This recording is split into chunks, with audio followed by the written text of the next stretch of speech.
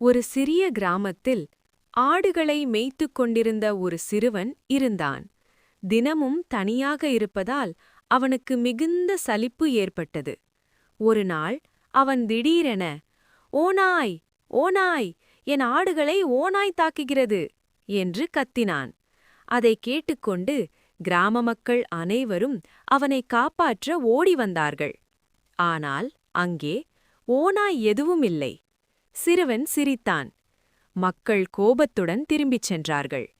மறுநாளும் அதேபோல் சிறுவன் மீண்டும் பொய்யாக கத்தினான். மீண்டும் மக்கள் வந்தார்கள். மீண்டும் ஏமாற்றமடைந்தார்கள்.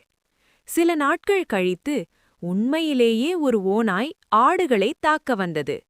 இந்த முறை சிறுவன் பயத்தில் நடுங்கி, "ஓநாய், ஓநாய், உதவி செய்யுங்கள்!" என்று கத்தினான்.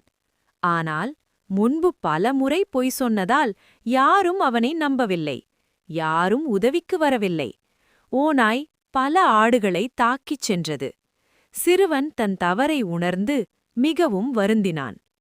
பாடம்: பொய் சொல்லுபவரை உண்மை நேரத்திலும் யாரும் நம்பமாட்டார்கள். நேர்மையே வாழ்வின்